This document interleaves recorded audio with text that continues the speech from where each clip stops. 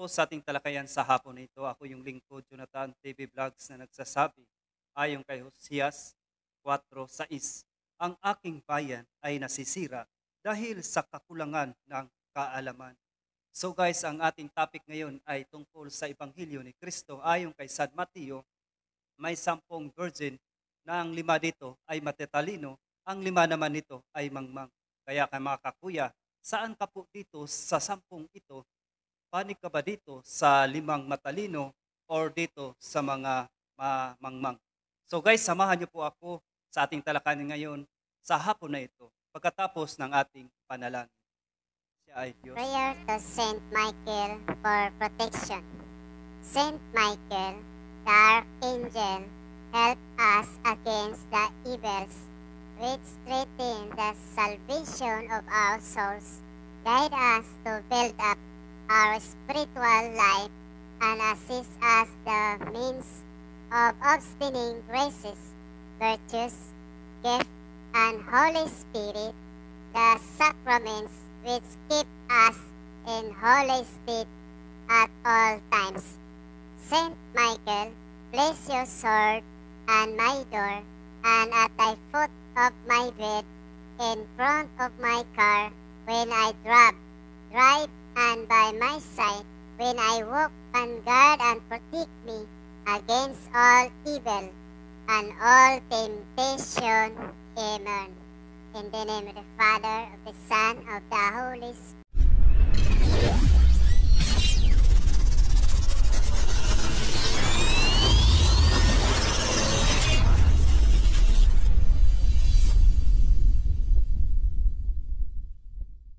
Guys, welcome po sa ating talakayan ngayon sa hapon na ito. Nawa nakapagsimba at nakapag-receive po ang lahat po ng mga tatay at nanay at buong pamilya. Nawa nagsama-sama po tayo kanina sa pagsimba at papasalamat sa Diyos na siyang pinakamataas na panalangin kundi ang banal na misa. No? So guys, ang topic po natin ngayon ay patungkol po sa ating banal na kasulatan ayon po sa Ebanghelyo ni Kristo. Ito ay Ebanghelyo ni Kristo ng nakaarang araw pa na patungkol po ito sa 10 babae na virgin. Ang 5 dito ay mangmang, ang 5 naman dito ay matatalino. So guys, nadako naman tayo dito sa ating talakayan ngayon. Ayon po sa San Mateo 25, versikulo 1, verse 14. Ito po ang ating mababasa. Kung magkagayon, ay makakatulad ang kaharian ng langit ng 10 dalaga na kinuha ang kanilang mga ilawan at nagsilabas upang salubungin ang kasintahang lalaki. At ang 5 sa kanila, mga mangmang, at ang 5 mananatili matatalino, sapagkat nang dalhin ng mga mangmang ang kanilang mga ilawan, ay hindi sila nagdadala ng langis. Didapwat ang matalino ay nagdadala ng langis sa kanilang sisidlan na kasama ng kanilang mga ilawan. Samantalang nagtagal nga ang kasintahang lalaki ay nangagantok silang lahat at nangatulog. Didapwat pagkahating gabi ay may sumigaw, narito ang kasintahang lalaki, magsilabas kayo upang salubungin siya. Nang magkagayoy na sipagbang lahat ang mga dalagang yaon at pinagigi ang kanilang mga ilawan. At sinabi ng mga mangmang sa matatalino, bigyan ninyo kami ng inyong langis, sapagkat nangamatay ang aming mga ilawan. Di dapat nagsisagot ang mga matatalino na nagsasabi, baka sakaling hindi magkasya sa amin ang sa inyo, magsiparoon muna kayo ng mga bili at magsibili kayo ng ganang inyo. At samantalang sila'y nagsiparoon sa pagbili, ay dumating ang kasintahang lalaki at ang mga nahahanda ay nagsipasok na kasama niya sa piging ng kasalan. At inilapat ang pintuan. Pagkatapos ay nasirating naman ang mga ibang dalaga na nagdadala, nagsasabi, Panginoon, Panginoon, buksan mo kami. Dito po't sumagot siya, sinabi ng Panginoon, sinasabi ko sa inyo, hindi ko kayo nakikilala, mga puyat nga kayo, sapagkat hindi ninyo nalalaman ang araw ni ang oras, sapagkat tulad sa isang tao na ang naparoon sa ibang lupain ay tinatawag ng kanyang sariling mga alipin na pinagmahala sa kanila ng kanyang mga pag-aari. Ang Ebanghelyo ni Kristo. Salamat sa Diyos. So dito guys, paano natin ito ma-explain kung saan ba tayo nakabilang dito? Nakakalungkot talaga. No? Matagal ko na talaga itong pinagnilayan-layan kasi napakaganda ito pag nilay-nilayan sa araw na ito. No? So nakapupos po ito sa ating mga gawain. So dito, 10 virgin. Ang virgin dito, 10 ay tayo itong mga katauhan. No? Tayo yung mga followers ni Kristo na sumusunod sa Kanya. Lahat tayo nakasunod sa Kanya. So ano ba ang pag-uuri ng pagsunod natin kay Kristo, no? So dito tatalakayin natin dito no, kung saan ba tayo nakabilang dito sa 5 matalino or dito sa 5 mangmang. So ang sabi dito, bigyan niyo po kami ng langis po. Ang sinasabi to, bigyan ng langis, guys. Ito ay tinutukoy, baka sabihin niyo madamot naman itong 5 babae na matalino. Hindi po, no? Sapagkat ang sinasabi dito ay ang hindi kasi maibigay yung sarili nating faith o pagtuo o sa pananampalataya sa Diyos. May personal tayo, bawat isa sa atin na may pananampalataya sa Diyos. Tayo lang po yun ang nakakaalam at ang Diyos, no?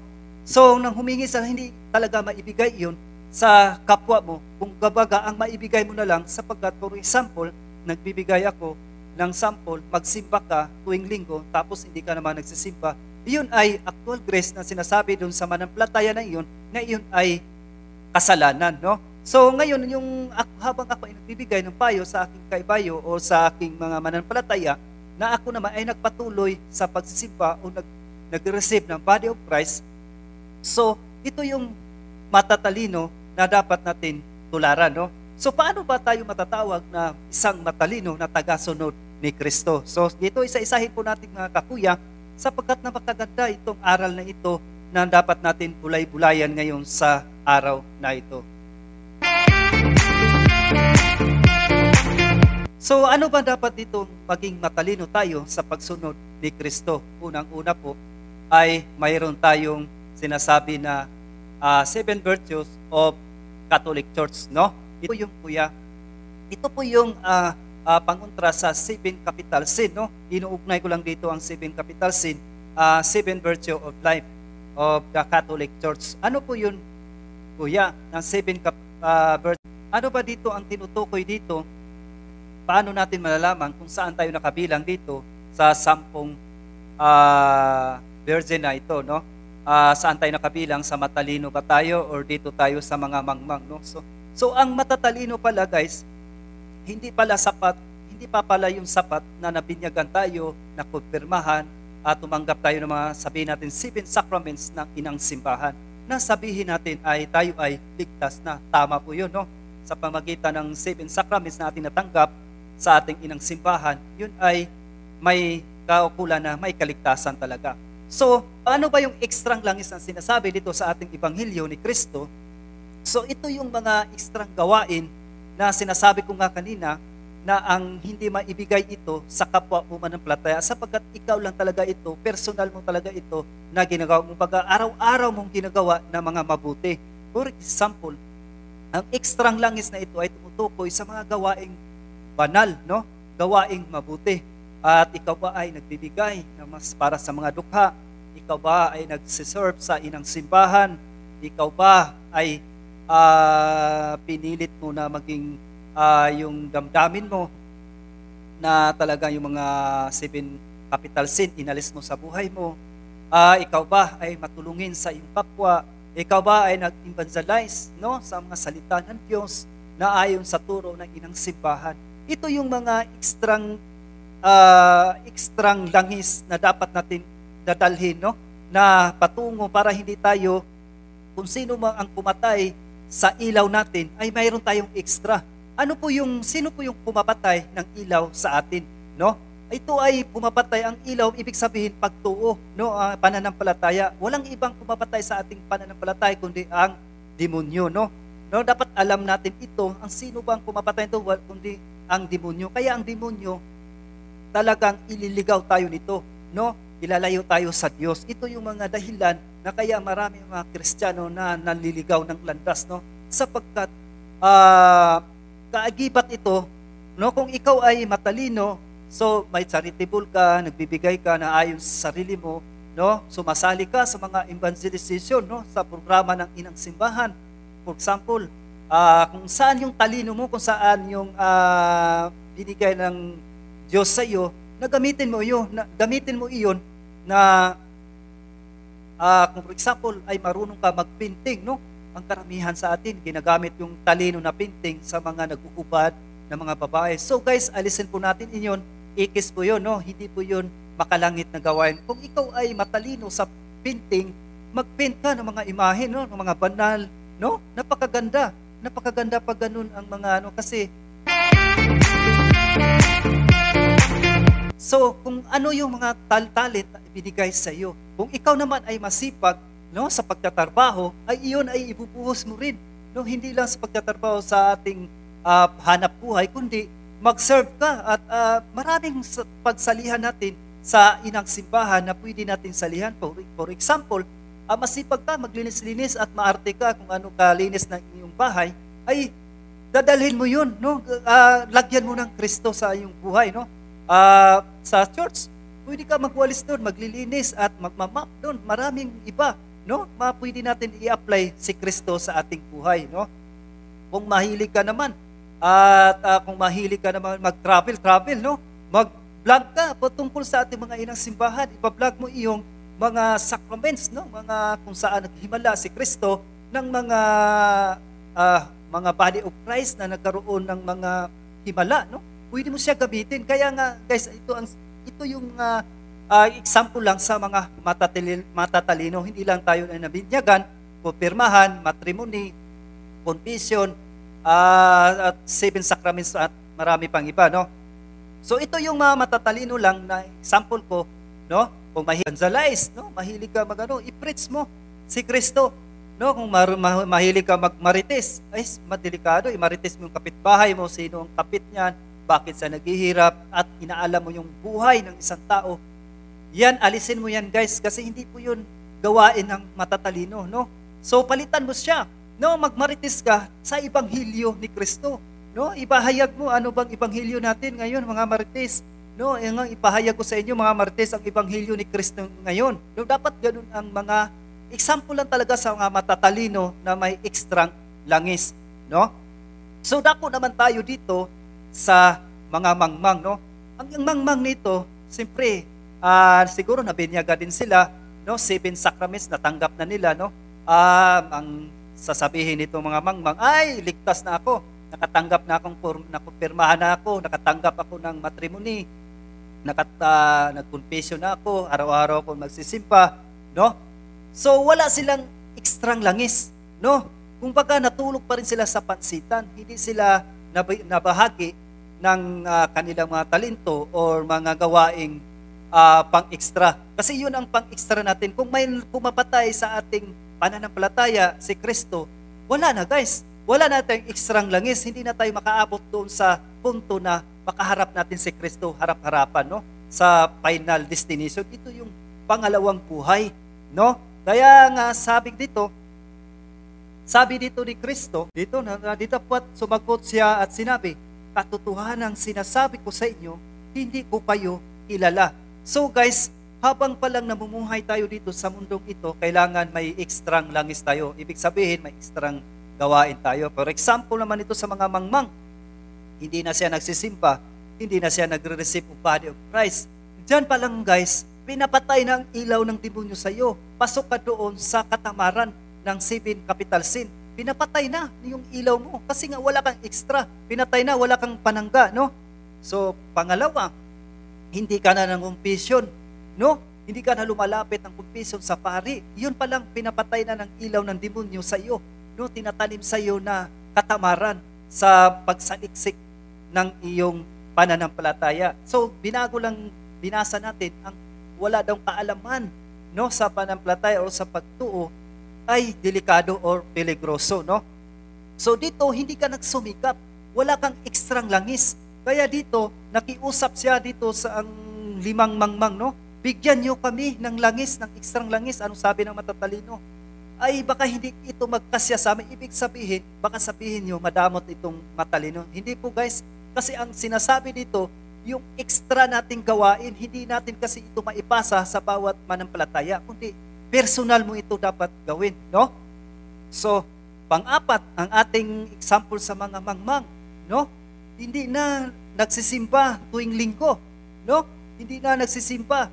Yan ay pinapatay na ang ilaw ng demonyo sa iyo. Wala ka ng panlaban. So, matulad ka dito sa mga mangmang. No, pagdating ng hantungan sa huling hantungan mo, sa huling hantungan sa ating buhay, haharap tayo sa trono. Ang tinatawag doon, individual judgment, no? Individual. Kumbaga, sasalangin tayo dito kung ano ba yung ilaw mo. Kumbaga, nagagalablab ba yung ilaw mo hanggang sa huling hantungan mo? Or wala na, patay na, nung nawala ka sa mundong ito. So guys, marami, no? Ang iba, talaga nagiinom sa araw ng linggo, inuuna yung inom, no? Ang iba, naglalaro ng basketball, hindi na nagsisimba. Yun yung mga mangmang na tagasunod ni Kristo na hindi alam. Kaya nga sinasabi ko kanina sa Oseas 4:6 na talagang ang kanyang bayan daw sa kakulangan ng kaalaman. Guys, kaya pinagdilayan natin itong talinghaga ni Kristo, napakaganda talaga ito. Kaya sinishare ko sa inyo ito, no? Sa araw na ito, napakaganda itong talinghaga na ito na dapat natin pagnilayan talaga, no? So dati, hindi ko po talaga alam ito. Kaya nga, ginagamit ko ang social media, kahit papaano ay may makapanood nito, ay mamasmasan, no? At ay sa buhay at alamin ang kanyang pananampalataya. So guys, kung matagal ka na nang hindi nagsisimba, dito pasok ka guys, dito sa 5 mangmang na virgin o babae o mananampalataya ang tinutukoy, no? So, kung ang marami kang bisyo, sigarilyo, dapat alisin mo yun guys. Kasi po ang katawan natin ay templo po ng ating Diyos yan. No? Diyan pa lang ay pinapatay na rin ang ating ilaw ng demonyo. Kasi ano ba yung pangpatay ng ilaw sa atin? No? For example, para buhay lagi ang iyong ilaw, ay dapat palagi kang lagi kong ipopromote ko rin ito, lagi kang ampo o sa English pa, prayer. No? So, dapat may prayer life ka. Ano man ang pampatay dito ng demonyo? No? Ano ang pampatay dito ng demonyo? Dito sa prayer, dapat may prayer life ka araw-araw. O kahit mag-rosary ang buong pamilya. Kapag hindi mo nagawa itong prayer, ang pamatay ng demonyo dito ay ang kaaliwan ng makamundo. No? Ang ginagawa ng demonyo ngayon sa social media na. Kaya marami ang mga bata ngayon na pupusis, na addiction na sa cellphone, no? Sa mga TikTok. No? Dapat yan pa lang ay pinapatay na ng ilaw mo dito sa prayer kasi wala ka ng prayer life, no? Pangalawa, sa piring, no? Pag-antos, dapat yun din ang dadalhin natin para maging buo at maging lagablab ang ating apoy, no? Pagdating natin doon sa kaharian ng Diyos, no? Para mabahagi tayo doon sa piging ng ating Panginoong Hesukristo, no? Ang sa piring ay antos. Marami dito dito, yung sa piring, no? So, ang sapiring guys, napakahalaga nito. Parang nakaampit tayo sa sapiring ni Christ doon sa pagpako sa cross, no? Marami sa atin ang humihiling na alisin itong sapiring na ito. Guys, huwag niyong ipagdasal na alisin niyo ang sapiring na ito. For example, sa aking buhay na lang, napakalungkot ang buhay ko. Mag-isa lang ako. Ang sapiring ko ngayon ay sa aking pamilya. Kaya nga, ang ginagamit kong sapiring ito, pinapasalamatan ko ang Diyos dahil ginamit ko ito, ang Ebanghelyo, dahil nag-isa lang ako, na nagpapahayag ako ng mga salita ng Diyos. Ito yung ginamit ko para maging matalino tayo guys. Ang karamihan, pag wala, kung mag-isa ka lang sa buhay, nagiinom, nagsusugal ng babae. No? Alisin po yun guys. Kaya nasasabi ko ito dahil ina-apply ko ito sa aking buhay. Napakahirap maging sapiring guys, lalo na pa nalayo ka sa iyong pamilya. No? Ito, sapiring, antos, no? Isa din guys na para magalagablab ang ating pananampalataya, no? Ang ating pagtuo sa Diyos, no?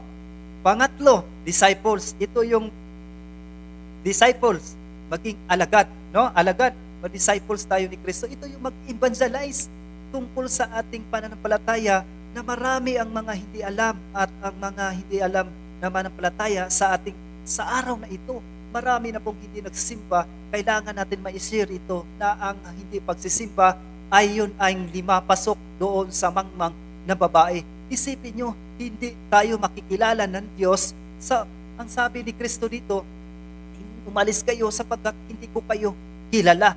Ito yung mga mangmang na hindi nagsumikap sa kanilang pananampalataya.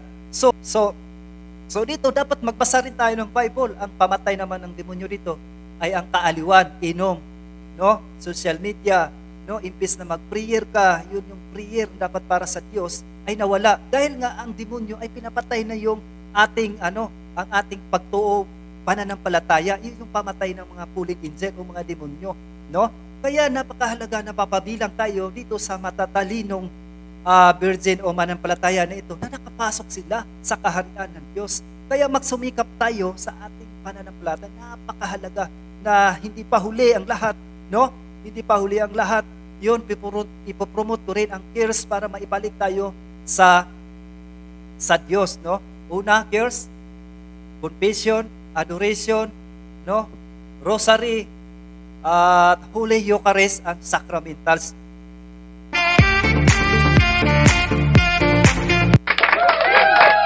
Na makapag-share ako na kahit kaunti man lang na talakayan sa araw na ito na nagbibigay sa atin ng inspirasyon, no? Sa ating buhay. Magbigay lang po ako ng panghuli, mamili ka lang sa dalawa nito para sa ating para sa pagharap sa final destination natin sa langit. Ito yun ang pangalawang buhay natin. Una, piliin mo yung makamundo, ay sa demonyo po yun. Kung pinili mo yung makalangit, ito po yung ginagawa natin, mag-evangelize, magbasa po tayo ng Bible, magsimpa po tayo sa tuwing linggo at lalo na po sa buong pamilya, no? At lapit po tayo sa confession, kung matagal na tayo hindi nakakumpisal, no? Maraming mga sakit ngayon dahil po sa kasalanan, no? Ang kasalanan talaga ay pumapatay sa ating kaluluwa. So wag po nating antayin yung mga kakuya sapagkat peligroso talaga, no? Kapag nagpatuloy tayo namumuhay na wala tayong ekstrang langis, no? Sinasabi ko na kanina, ang mga ekstrang langis na ito ay hindi lang nabinyagan tayo, nakatanggap tayo ng 7 sacraments, no? At wala na tayong dapat gawin, no? Ang mga ekstrang langis, yun po ay kung ano yung mga aktibidad sa ating inang simbahan ay dapat po tayong makiisa, no? Makiisa po tayo kasi po ang inang simbahan, yan po ang nagsasabi sa atin ng katotohanan, no? Siya ang saligan at sungay ng katotohanan, no? Siya ang nagbibigay para hindi tayo mailayo kay Kristo. Siya ang daan, no? Siya ang nagtuturo sa atin kung paano mamuhay na may kabanalan at may takot sa Diyos at may maging maalam ang ating pananampalataya. Siya ang daan, no? Kaya guys, so muli, ako po'y nagsasabi ngayon sa inyo na nawa nakapag-receive po kayo ngayon ng Body of Christ sa araw na ito. Napakahalaga po ang mag-receive ng Body of Christ ngayon. So, para hindi po tayo mabilang doon sa 5 mangmang, dapat mapabilang po tayo sa binanggit sa 10 virgin, sa 5 babaeng matalino. So, dapat doon po tayo mapabilang. So guys, maraming salamat po. Ako yung lingkod, si Jonathan TV Vlogs. Nawa, i-like nyo, share at comment din para magbigyan po na tayo magbigay po ako ng mga paliwanag sa inyong mga comment. At i-follow niya rin po ang aking YouTube channel, Jonathan TV Vlogs, at sa aking official page, no? Jonathan TV Vlogs official sa aking FB page. Muli, ako po yung lubos ng pasalamat sa ating lahat at God bless po sa ating lahat. Mabuhay po.